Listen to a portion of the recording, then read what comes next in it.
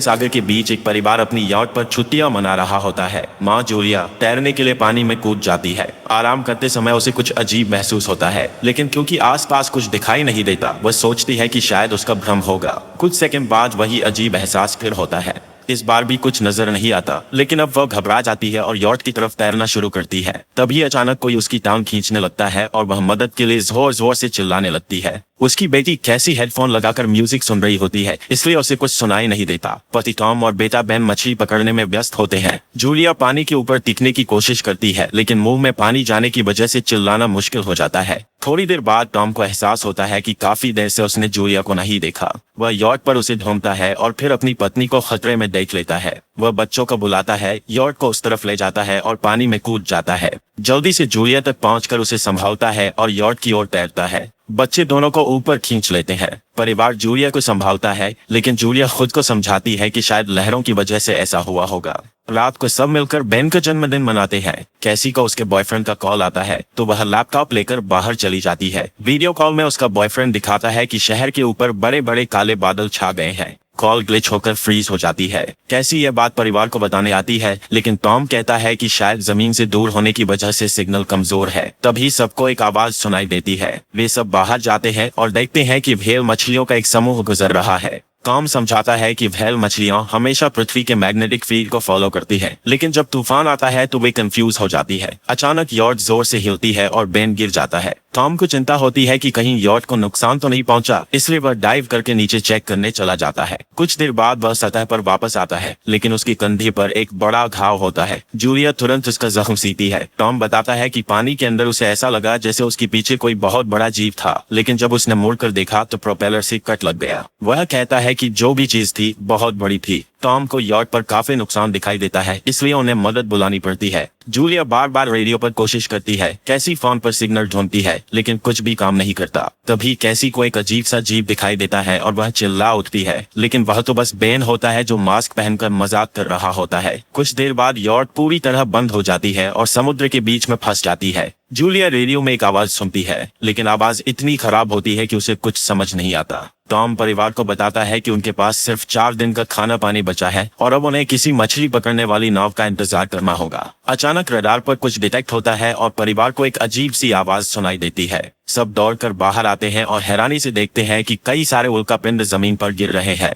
जहाँ जहाँ उल्कापिंड गिरते हैं वहाँ बड़े धमाके होते हैं। एक उल्कापिंड पानी में उनके पास गिरता है तो टॉम तुरंत यॉट को चलाने की कोशिश करता है। इंजन मुश्किल से चलता है, लेकिन तभी एक और उल्कापिंड उस इलाके को हिट करता है। परिवार डर के मारे एक दूसरे को कसकर पकड़ लेता है। तभी टॉम को समझ आता है कि जो आग की गोले गिर रहे हैं वे उल्कापिंड नहीं बल्कि सैटेलाइट्स हैं। उसी वक्त बेन देखता है कि यॉट से धुआं निकल रहा है। टॉम चेक करता है और कंफर्म होता है कि इंजन खराब हो गया है। हवा तेज होने लगती है तो फैमिली यॉट के अंदर छुप जाती है, बिना ये नोटिस किए कि कंपास बहुत तेजी से घूम रहा है। यॉट जोर जोर से हिलने लगती है। बेन फिर से गिर जाता है और इस बार उसे चोट भी लग जाती है। लहरें तेजी से यॉट से टकरा रही होती है। टॉम स्ट्रगल करके बाहर जाता है और लाइफ जैकेट्स लेकर आता है। तभी पावर चली जाती है। टॉम तुरंत पावर बॉक्स का बटन प्रेस करता है और लाइट वापस आ जाती है। उस वक्त बेन नोटिस करता है कि जूलिया की नाक से खून बह रहा है। जूलिया को चक्कर आने लगते हैं, जबकि कैसी सिंक पर जाकर उल्टी कर देती है। टॉम रेडियो ट्राई करता रहता है पर सिग्नल नहीं मिलता। अचानक एक तेज हाई पिच्ड नॉइज आती है और हवा और भी स्ट्रॉन्ग हो जाती है। जूलिया दरवाजे बंद करने की कोशिश करती है, पर एक हैच खुल जाता है और हवा खिड़कियां तोड़ने लगती है। टॉम एक फ्लेयर चलाता है और थोड़ी देर बाद अंधेरा छा जाता है। अगली सुबह फैमिली शॉक में उठती है कि वो स्टॉर्म से बच गए हैं, लेकिन यॉट आदि तबाह हो गई होती है। जब वो बाहर आते हैं तो देखते हैं कि समुद्र का पानी गायब हो गया है और यॉट अब जमीन पर अटकी है। सब ये देखकर शॉक में आ जाते हैं। कैसी सिग्नल चेक करती है पर नेटवर्क बिल्कुल डाउन होता है। बेन 2 मरे हुए केकड़ों से खेलने लगता है। टॉम कंपास चेक करता है और देखता है कि वो उल्टा हो गया है। ये आखिरी बार 7 लाख साल पहले हुआ था। कैसी को लगता है कि उसका बॉयफ्रेंड मर गया होगा और वो टूट जाती है। जब जूलिया उसे समझाने आती है तो कैसी उसे दूर कर देती है और छुपने चली जाती है। जूलिया और टॉम बची हुई सप्लाईज देखते हैं। बेन अपने बर्थडे बलून्स एक पत्थर से बांध देता है ताकि शायद कोई बचा हुआ सर्वाइवर देख ले। टॉम फिर रेडियो ट्राई करता है और इस बार एक आदमी से कनेक्शन हो जाता है। उसका नाम नाव होता है और वो एक सबमरीन का कैप्टन होता है। उसकी सबमरीन भी लैंड पर अटक गई है। वो कंफर्म करता है कि मैग्नेटिक पोल्स रिवर्स हो गए हैं, इसलिए ओशन पीछे हट गया है और जमीन डूब गई है। वो कहता है कि उसने अभी तक और सर्वाइवर्स नहीं देखे और कम्युनिकेशन सिस्टम्स बिल्कुल डाउन हो गए हैं। वो मजीद ये भी कहता है कि पोल्स फिर रिवर्स होंगे और शायद एक हफ्ते में समुद्र वापस आ जाएगा। वो फैमिली को वार्न करता है कि जितना हो सके ऊंची जगह चढ़ जाओ, क्योंकि जब पानी वापस आएगा तो वो बहुत खतरनाक होगा। वो बोलता है उसका पार्टनर क्रैश में मारा गया और सबमरीन में बस 3 लोगों की ही जगह है। जूलिया और टॉम उससे कहते हैं कि प्लीज हमारे बच्चों को बचा लो। वो उन्हें अपने कोऑर्डिनेट्स दे देता है। टॉम कैलकुलेट करता है कि सबमरीन तक पहुंचने में 2-3 दिन लगेंगे। वो फैमिली से कहता है आज रात अच्छे से आराम कर लो, कल सुबह हम निकलेंगे। अगली सुबह फैमिली सामान पैक कर रही होती है, तभी टॉम को पास में कुछ हिलता हुआ दिखता है। वो एक लंगड़ा आदमी होता है जिसके हाथ में हार्पून होती है और साथ में एक कुत्ता लगातार भौंक रहा होता है। टॉम उसके पास जाता है और उसे पानी की बोतल देता है, लेकिन वो आदमी कुछ ऐसी भाषा में बोलता है जो टॉम समझ नहीं पाता। पानी पीने के बाद वो अजनबी अचानक टॉम के सिर पर बोतल मारता है और चेहरे पर जोर का लात मार देता है। जूलिया डर के मारे भागती है, लेकिन तब तक देर हो चुकी होती है। वो आदमी टॉम की पेट में हार्पून घुसा चुका होता है। टॉम कुछ पल तक तड़पता है और फिर वो उसकी गर्दन भी काट देता है। फिर वो आदमी जूलिया के पीछे भागता है और उस पर हार्पून फेंकता है, जिससे उसकी कंधे में चोट लग जाती है। जूलिया दर्द सहते हुए यॉर्ट के अंदर भागती है और बच्चों को बोलती है कि छुप जाओ। वो दरवाजा लॉक कर देती है। कैसी और बेन सोफे के अंदर घुस जाते हैं।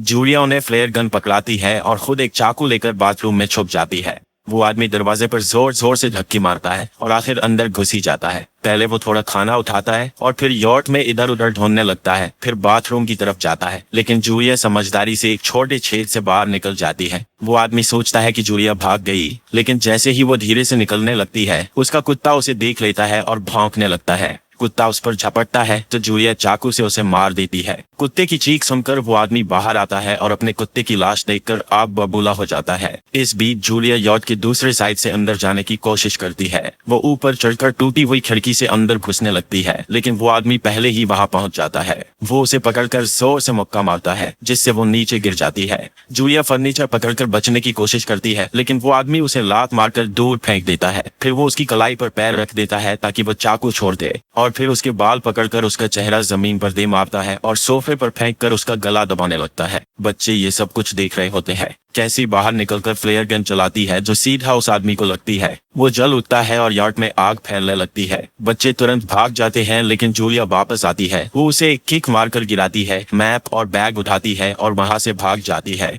बेन और कैसी अपने पापा के पास जाकर रोने लगते हैं। जूलिया भी उनके साथ बैठ जाती है और तीनों मिलकर आंसुओं के साथ टॉम को आखिरी अलविदा कहते हैं। तभी वो डरावना आदमी फिर यॉर्ट से बाहर निकल आता है तो फैमिली फिर से भागने लगती है। कुछ ही देर में यॉर्ट एक बड़े धमाके के साथ उड़ जाती है। थोड़ी दूर चलने के बाद वो लोग एक छोटे से झरने के पास रुकते हैं ताकि थोड़ा आराम कर सकें। कैसी सोचती है कि शायद वो पागल आदमी उनके पास गुब्बारे देखकर आया था। ये सुनकर बेन खुद को कसूरवार मानने लगता है। जूलिया उसे समझाती है कि इसमें उसकी कोई गलती नहीं थी और सबको आगे बढ़ने को कहती है, क्योंकि वो आदमी अभी भी उनके पीछे है। रास्ते में एक छोटे तालाब के पास बेन एक मरी हुई हैमरहेड शार्क देखकर हैरान रह जाता है। तभी जूलिया नोटिस करती है कि वो आदमी फिर उनके करीब पहुंचने वाला है। सब लोग दौड़ पड़ते हैं और एक रेत के टीले से नीचे गिर जाते हैं, जहां उन्हें जहरीला कचरा दिखाई देता है। फैमिली सावधानी से उसे पार करती है और लगता है कि उन्होंने उस आदमी से पीछा छुड़ा लिया है। चलते चलते उन्हें बड़े बड़े मरे हुए सी एनिमल्स और समुद्र के नीचे जमा हुआ सारा प्लास्टिक दिखने लगता है। बेन धीरे धीरे चलने लगता है तो जूलिया समझ जाती है कि वो डिहाइड्रेशन के करीब है। वो सबको रुकने को कहती है। जब वो पानी की बोतल देखती है तो उसे झटका लगता है। बोतल में पानी लगभग खत्म हो चुका होता है। कैसी को एहसास होता है कि शायद उसने बोतल ठीक से बंद नहीं की थी। जूलिया गुस्से में चिल्लाती है कि उसकी लापरवाही की वजह से पानी खत्म हो गया। कैसी जवाब देती है, क्या फर्क पड़ता है, वैसे भी हम बचने वाले नहीं है। दोनों के बीच लंबी बहस होती है, फिर भी फैमिली आगे चलती रहती है। कुछ देर बाद उन्हें एक क्रैश हुआ प्लेन मिलता है। अंदर कुछ हिलता डुलता देख सब डर जाते हैं, लेकिन वो सिर्फ कुछ पक्षी होते हैं। फैमिली तय करती है कि रात यही प्लेन के अंदर गुजारेंगे। वो थोड़ा सा स्नैक शेयर करते हैं और जूलिया को टॉम की जैकेट में एक फैमिली फोटो मिलती है, जिसे देखकर उसका दिल टूट जाता है। कैसी पूछती है, मॉम आप और डैड की लव स्टोरी क्या थी? जूलिया मुस्कुराकर बताती है, टॉम हॉस्पिटल में मेरा पेशेंट था। फिर एक दिन उसने फूल और एक प्यारी सी कविता देकर अपना प्यार जताया था। रात के बीच में कैसी प्लेन से बाहर जाती है। तभी वो डरावना आदमी उसे पीछे से पकड़ने की कोशिश करता है, लेकिन जूलिया अचानक पीछे से उस पर टूट पड़ती है और बार बार चाकू से वार करके उसे मार देती है। कैसी अपनी माँ को गले लगाकर शांत करती है। अगली सुबह उस आदमी की लाश पर कीड़े गुंडा पड़े होते हैं।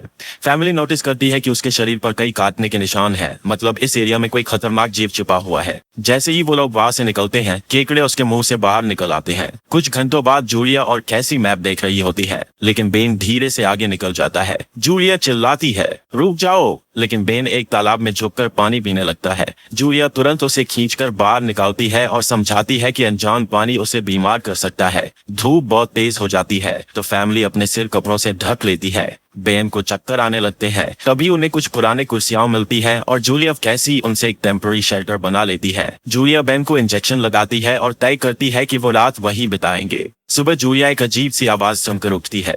बाहर जाकर देखती है तो क्रैब्स का एक बड़ा झुंड उनकी तरफ आ रहा होता है। वो तुरंत बच्चों को उठाती है और तीनों भागना शुरू कर देते हैं। भागते भागते उन्हें एक बड़ा कार्गो शिप दिखाई देता है। वहाँ 3 क्रू मेंबर्स जिंदा होते हैं। एक औरत उनकी मदद करना चाहती है लेकिन बाकी 2 आदमी मना कर देते हैं और तीनों फैमिली को बाहर छोड़कर कंटेनर लॉक कर लेते हैं। क्रैब्स पास आ जाते हैं। जूलिया बच्चों को कंटेनर के ऊपर चढ़ाती है। खुद जब चढ़ने लगती है तो क्रैब्स उसकी पैर को जोर से काट लेते हैं। बच्चे उसे खींचकर ऊपर चढ़ाते हैं, नहीं तो वो नीचे गिर जाती। कंटेनर के एक छेद से आधे क्रैब्स अंदर घुस जाते हैं। क्रू मेंबर्स फायरिंग शुरू करते हैं लेकिन क्रैब्स उन पर हावी हो जाते हैं और दोनों को मार डालते हैं। आखिरी आदमी छत के होल तक पहुंचता है लेकिन क्रैब्स उसे भी नीचे खींच लेते हैं और वो भी मर जाता है।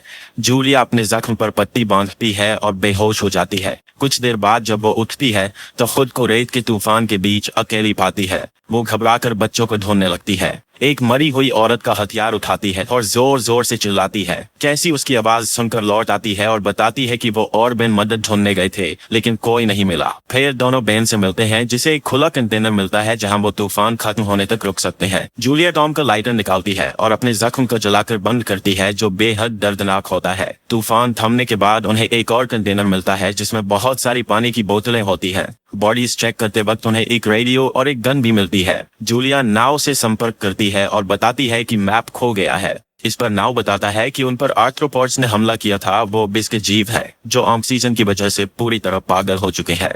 अब नाव फैमिली को जल्दी करने को बोलता है क्योंकि उसके इंस्ट्रूमेंट्स ने कैलकुलेट किया है कि समुद्र उम्मीद से ज्यादा जल्दी वापस आएगा और उनके पास सिर्फ कुछ घंटे बचे हैं। वो एक फ्लेयर शूट करता है और फैमिली उस दिशा में चलना शुरू करती है। लंबी वॉक के बाद फैमिली को एक टूटा हुआ टॉयलेट मिलता है जिसमें बेन पेशाब करता है। अब वो लोग आखिरकार सबमरीन को पास ही देख लेते हैं लेकिन वहां पहुंचने के लिए उन्हें एक बड़ा चट्टानी रास्ता पार करना होगा। जैसे ही वो रास्ते से गुजरते हैं दीवारें हिलने लगती हैं और पत्थर गिरने लगते हैं जिससे एक भयानक रॉक स्लाइड हो जाता है। जूलिया तुरंत अपने बच्चों को साइड में धक्का देती है और खुद भी पीछे हट जाती है ताकि कुचली न जाए। अब एक पत्थर की दीवार उनके बीच आ गई है। जूलिया बच्चों से कहती है कि वो बिना उसके आगे बढ़ जाए लेकिन कैसी मना करती है और जोर देती है कि उसकी माँ को चढ़ने की कोशिश करनी चाहिए। बहुत बहस होती है और चिल्लाने के बाद जूलिया वादा करती है कि वो बाद में अपने बच्चों को ढूंढ लेगी। मजबूर होकर कैसी अपने भाई को खींचकर आगे ले जाती है। बच्चे चट्टानी रास्ता चढ़कर सबमरीन की तरफ भागते हैं लेकिन वहां पहुंचकर देखते हैं कि नाव बाहर खून में लथपथ पड़ा है।